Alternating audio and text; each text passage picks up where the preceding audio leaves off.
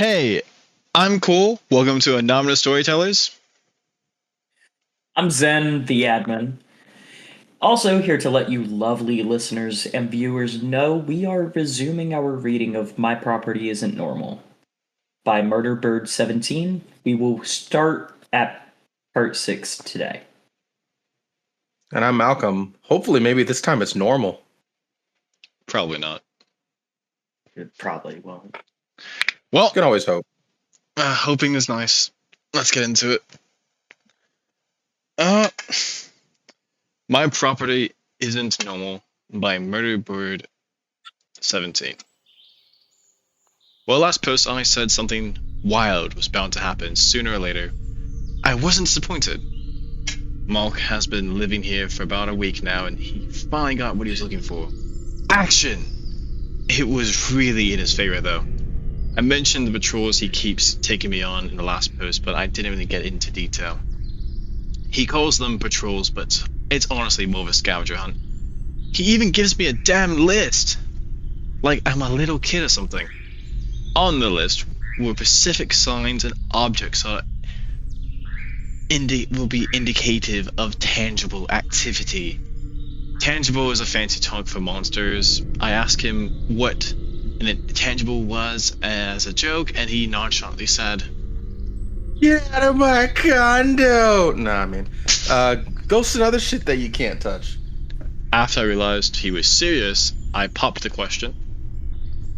Why not just say monsters and ghosts and shit?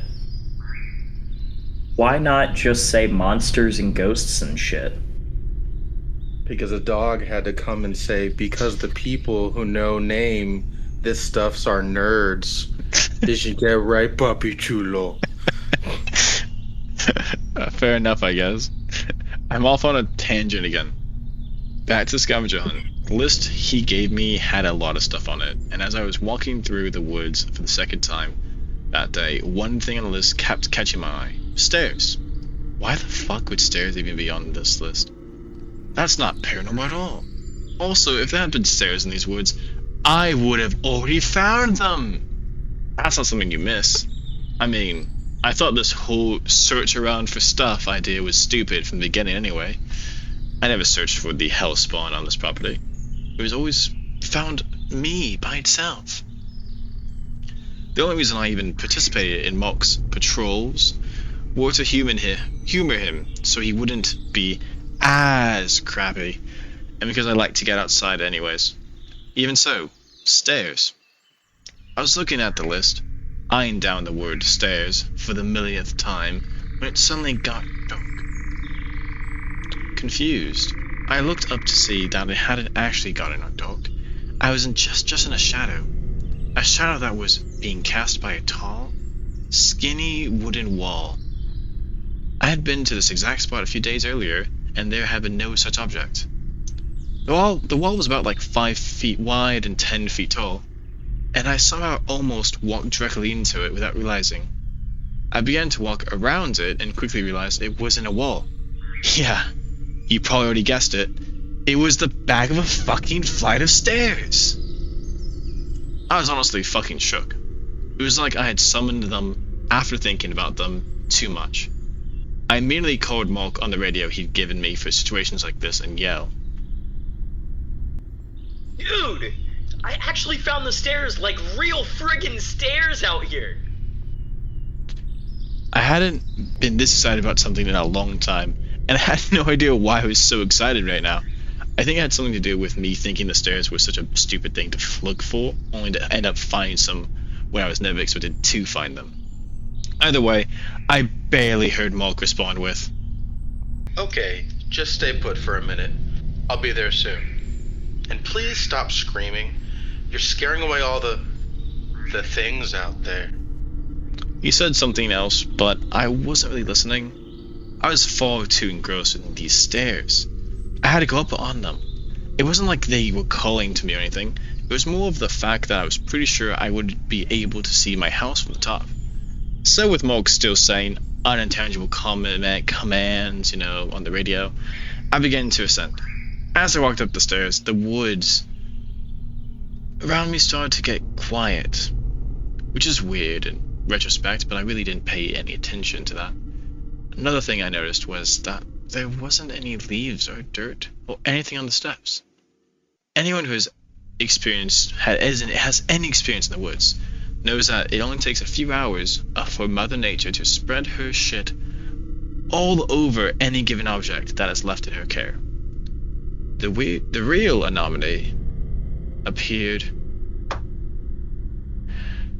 anomaly happened when I hit the top of the step, though. See, the second my heel hit the top step, I heard Malk let out a... What in the son of a bitch? If I let whatever was out there kill Mark, I wouldn't have to deal with him anymore. I also told myself I wasn't going to kill people anymore. Does it really count as killing if I let him die, though? They'd probably just replace him anyways. Guess I'll help. And with that thought, I went to go help him. I honestly expected there to be a pail clamped onto his foot, or for him to have fallen into one of those camo traps. But alas, all I found was Malk. Without shoes on, just socks. Clenching the toes of each of his feet in his hands. Before I could even ask what he was going on, he stuttered. You went on the damn stairs, didn't you? Yes. And why does that matter? Bad shit happens when you go up the stairs, you dick. I told you over the radio not to go up them. Must have missed that part. What happened to you anyways? Now this part is kinda nasty. Malk let go of the end of one of his socks to reveal that the toe area was covered in blood. He then removed the sock, and I shit you not, all of his toenails were gone. Damn! How'd you manage that? Are you daft, Cole? Having a cup of tea? Yeah. Hit this. You did this when you went up those stairs. Yeah, sounds stupid, I know, but I kind of believe him, because I know for a fact that those stairs weren't normal. I'm certain of this because when I went back to where they were to show Malk, who was limping something awful, they weren't there anymore. Just disappeared. Malk wasn't surprised by this either, and in case you're wondering, I could not see my house from the top, which was a bummer. That's about it for the stairs, but something else did happen yesterday. The day after the stair incident, I actually met a brand new monster. At least new to me anyway. I think Malk knew what it was, but he won't tell me. It gave him the spooks though. As you may have already gathered, it happened on one of Malk's patrols. He was actually adjusting to life without toenails pretty good. I'll give him that. The night before he took a large amount of bandages and some rubbing alcohol from my bathroom. Guess he did a good job on himself because he was walking pretty close to normal now. I did hear a lot of groaning and heavy breathing that night in my living room though. I hope it was him patching himself up and not him having fun on his laptop, if you know what I'm saying.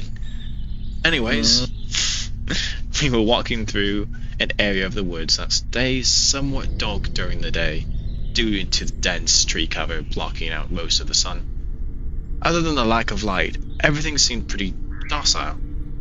That was until Malk started complaining about a noise. Oh, did you hear that? I think it's like static or something. What? No, I didn't hear a thing. Malk put a hand on my chest, stopping me mid-sentence. I look over to him to see what is up, and he's staring at me with extremely wide eyes. We need to go to the house. Now. I had never seen him get this flustered, so I knew things were serious. I nodded, and we both turned to the house. But the tall man was already blocking the way. Now, when I say tall man, I really mean really, really tall man. I'm also fairly certain he wasn't a man. Tall man just makes a good name. He was between 10 and 12 feet tall and was wearing clothes made out of what looked like dirty brown and tan rags stitched together. These rags covered his whole body, including his hands, feet, and face. He was also thin, but something deep in my gut told me that he had some kind of unnatural strength. As his image sank into my brain, I heard Malk whisper, Holy shit, it's really one of them. Off to my left, there was complete silence for a while. Not actually sure how long. The only thing that I could hear was a slight static, buzzing sound. No one moved in the silence. Not me, not Malk, not the pail that was about to bite into Malk's leg while he was distracted. Wait. Holy shit, Mark, look out, pail on your right. With surprising speed, Malk pulled out his Glock and put 2 shots in the pail's head. It didn't move after that, but the tall man did. The sudden scuffle seemed to set the tall bastard off into a rage, and the once stubble static sound grew into a roar. This is Slender Man. This is just Slender Man, isn't it? No, Slenderman is not covered in rags. The static, the really tall man.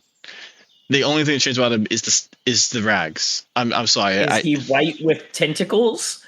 Well, let's find out. I'm gonna keep reading. If he is, I'm calling it. He's,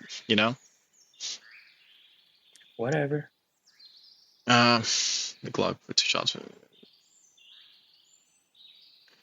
The sudden scuffle seemed to sound I've ever heard before something like the sound of metal being ground up by other metal. However, the sound was the least of us worries. It started sprinting at us. It was originally about 30 yards away, but it seemed to cover the distance in a blink of an eye. He was on us before we could react. He went for Malk first, reached out for him with one of those long, skinny arms. His fingers seemed to stretch out just so they could reach all the way around Malk's torso. As Malk was lifted off the ground, kicking and yelling, he emptied the rest of his clip into the tall man's head. It did nothing. That's about the time when the big, black tentacles ruptured out from the creature's back. 6 new weapons now ripping holes in the rags. This thing must be terrible at making its own clothes. Like, how hard would it be to just make tentacle holes so you don't end up ripping your shirts? Anyhow, I really don't want this big fella ripping up Malk, so I had to figure something out. It is, I called it. Wow, okay. Wow, okay. Before I managed to obliterate old Malky, I drew my gun and emptied my own clip into various parts of the monster in an effort to find a weak spot. No luck. In fact, the bullets bounced off of him. One of them whizzed right past my ear. It was like under those rags he was made of steel. But I'm not a quitter. I now had his attention, and I'm pretty sure Malk was going unconscious at this point because he couldn't breathe due to the thing's death grip. I drew my brand new Bear Grylls survival knife. I lunged with all my strength at its leg, but I didn't stab it. If bullets couldn't get through this thing's skin, my knife didn't stand a chance. But I had a plan. I got behind it, only to get snatched into the air by one of its tentacles. I was immediately faced with rags. With this thing, its tentacles wrapped tightly around my stomach. It now had Malk and I both exactly where it wanted. I swear I could hear deep, demonic laughter within the still roaring static that filled my ears. But it stopped laughing when I stared. I began to scream, laugh. Not really sure why. Sometimes I thought I might actually be insane. The tall man cocked his head to the side as if saying, "You do know you're lost, right?" The only thing I was able to say before the last of my air was squeezed out of me was, I really hope this fucking works. And with that, I took the knife with all that was still in my hand, sliced at the tentacles as hard as I could. My hope was that since the tentacles could move so fluidly, the skin would have to be softer and weaker. Otherwise, it would be stiff and not flexible. Oh, how right the theory that was. I was met with a spray of hot black liquid and the static sound morphing into the sound of nails on chalkboard. I fell 7 or 8 feet to the ground and landed flat on my back. That should hurt. But Adrenaline is a hell of a chemical, so I just was back on my feet almost immediately. Two things I noticed off the bat. It was still holding a now unconscious Morg, and my attack hadn't quite managed to slice through the entire tentacle. But I was close. The thing seemed to be deciding whether to retreat or to try to kill me again. I took advantage of his slight hesitation and leapt at the now limp tentacle. I grabbed it and yanked with all my force I could muster. Now it completely severed itself from the beast. Suddenly, all the sounds in my head stopped, and I heard Morg hit the ground off to my right. I looked up only to see the very tall man's covered head aimed at its now disconnected appendage. Then at me. Then at the woods behind him. Then at me. Then at his tentacle. Something tells me he's never been injured before. After he finished looking at his stuff, he then bolted backwards just as fast as he had approached us before. Yes, he sprinted backwards. What is this with the monsters and running backwards? It seems silly to me. And dangerous anyways. I ended up having to carry old Morg over my shoulder back to the house, and he could stand to lose a few pounds, all I'm saying. He woke up a few hours later and interrogated me on how I had managed to scare the thing off. After he passed out, I just told him I ripped off my clothes and started running at the thing until it ran off.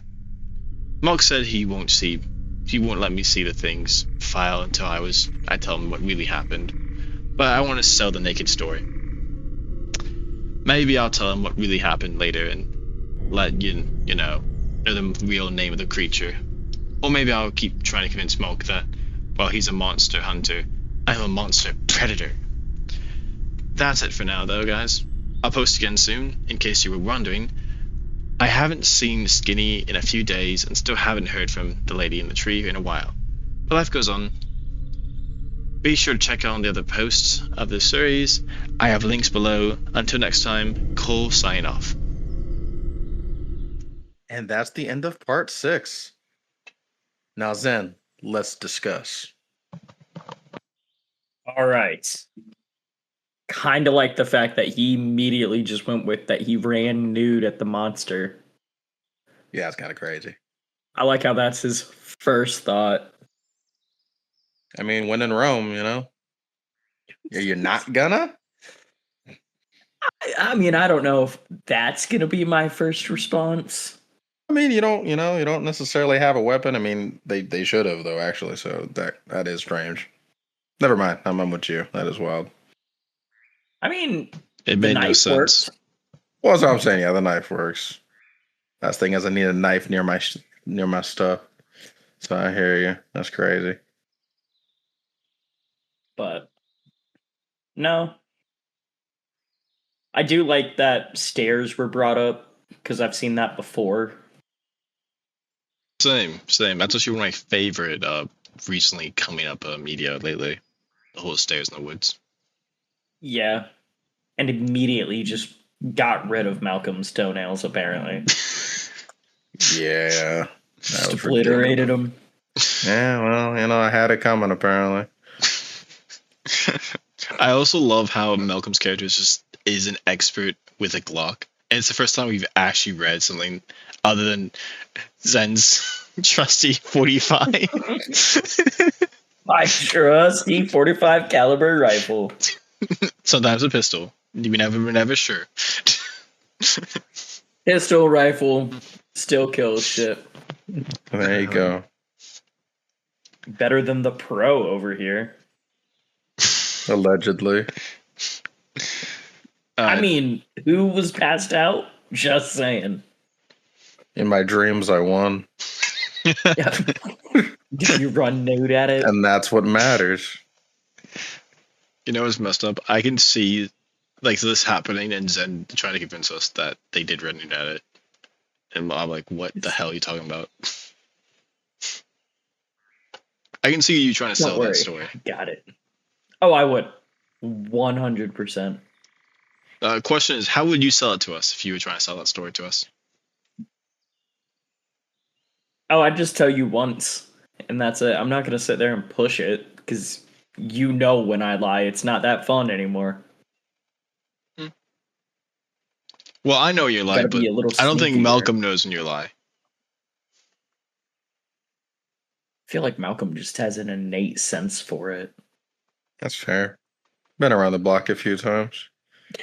Just another. Most fuck liars are crazy. bad liars too. Mhm. It does make sense. All right, I think I got my breath back. I'm ready to go back into it if you guys are. Oakley dokley artichoke. Yeah, for sure. All right. So anyway, Mark got possessed. Yeah, Small got possessed. Thank you. It was a new experience for me, honestly. Also, I think we are going to have to deal with Skinny soon.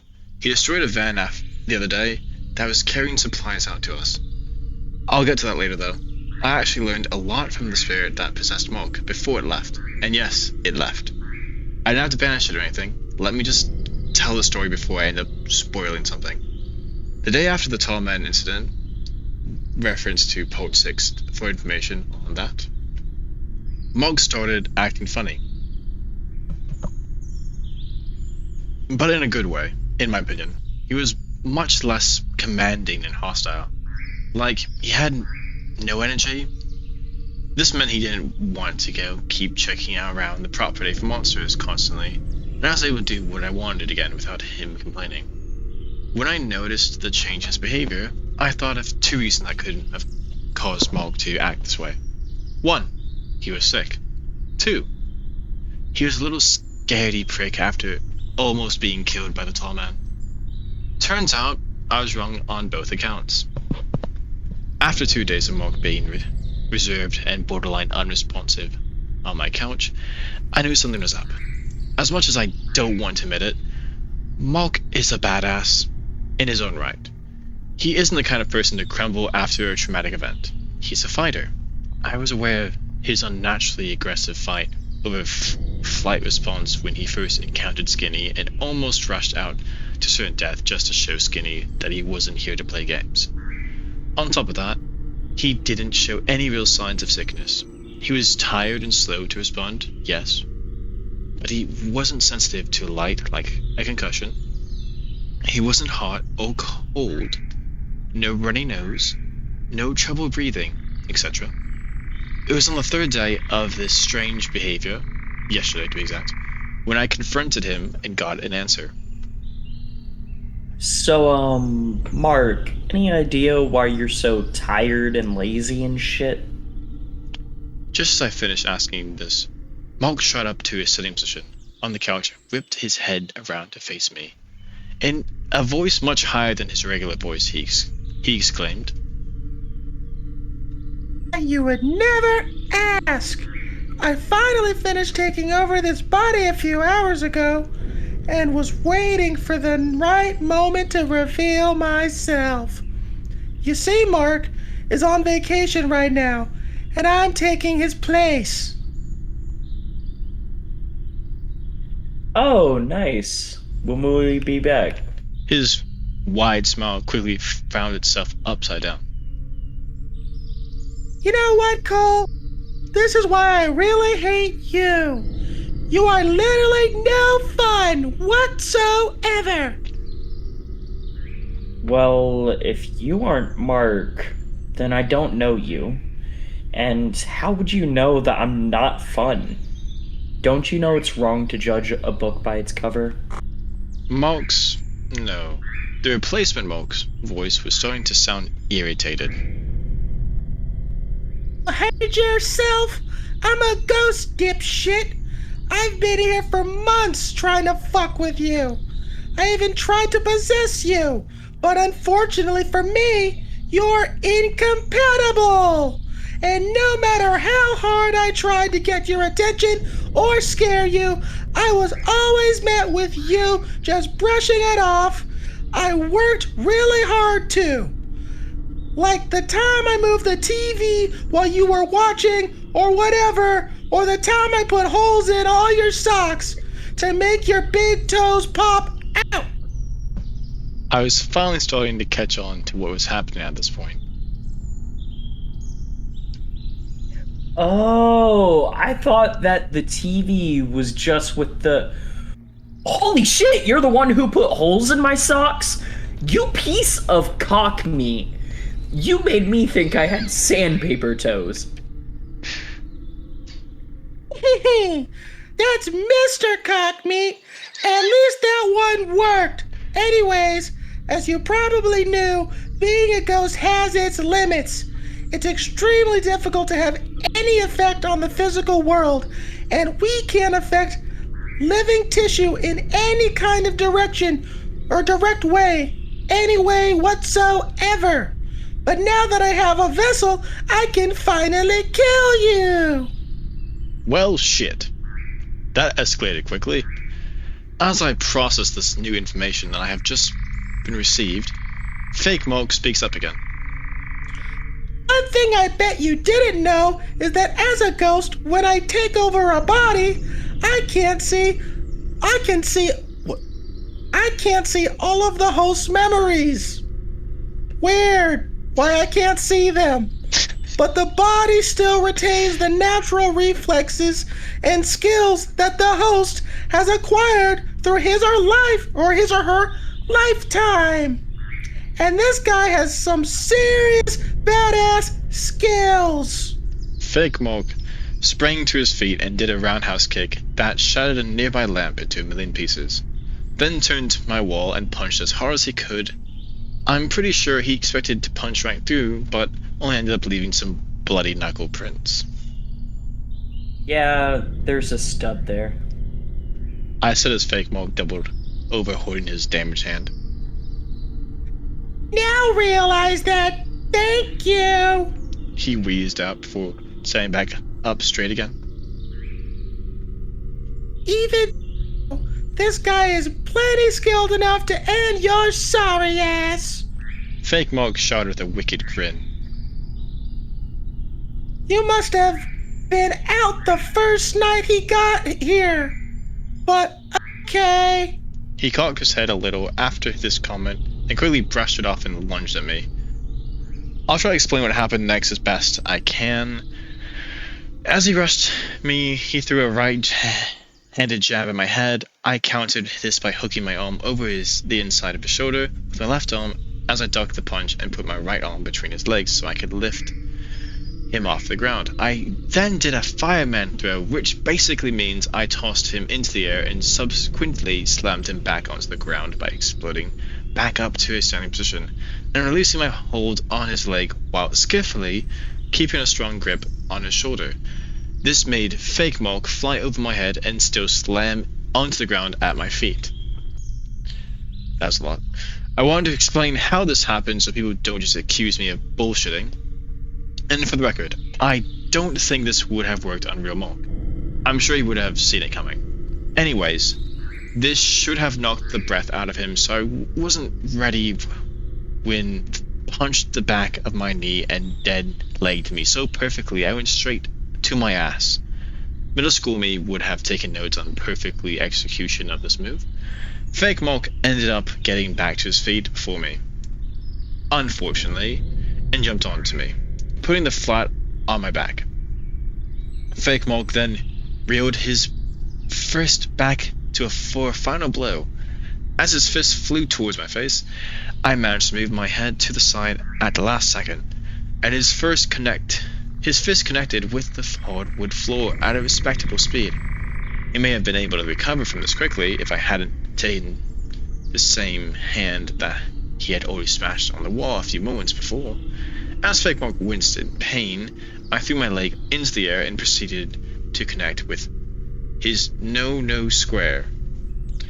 It was more effective than the slam from earlier, that's for sure. I stood up slowly while Fake Moke tried to decide if he should use his remaining good hand to grab his crotch or his shattered knuckles. Before he could decide, I grabbed his clock that was sitting on the coffee table and took aim.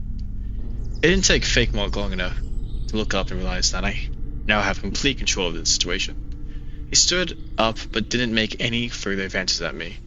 He instead opted to put on a pouty face and plop down into the recliner in defeat. Then it hit me. Are you afraid of dying? That isn't even your body. You can't die again, can you? this body dies, gonna get it sent back. And I don't really think I'll be able to escape again if that happens. Why are people always so vague when I ask a question? Escape from where? That's an important detail. Does it really matter? Okay, Yes. hell.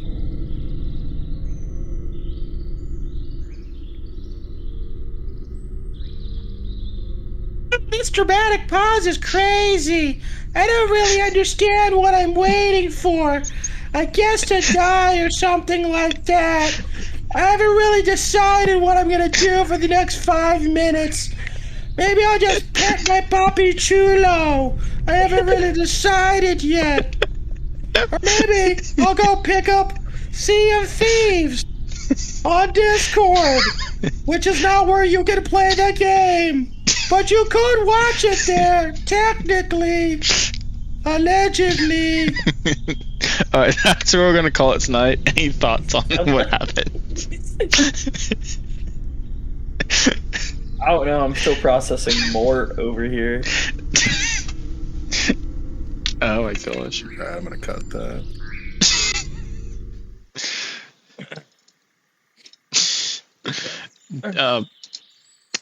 What have you guys' thoughts? We're almost done with the story, but I figured it's a good spot to like call it, you know? Alright. I'm excited to see what happens with the ghost. God, my throat hurts. Great voice for the ghost. Like, damn, that was impressive. Round of applause to you, bro. I knew that was gonna hurt. What it is. You kind of remind me of that one YouTuber, the Ghost Friend. It's like, There's a few of those. there is a few, funny enough. Oh, come to me. Goofball? I think it was Goofball. Yeah, sure. Yeah. Well, you guys liking the conclusion of the story so far?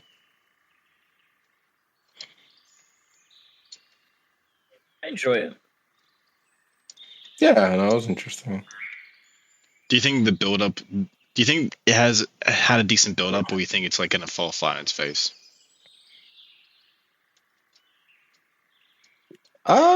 It's hard to tell.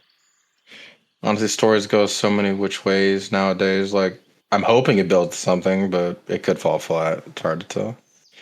Yeah, I think the ghost is gonna give information next time. That'd be Some cool. key details that were omitted from their first statement. Well, we now know they're from hell, apparently. Well, yeah.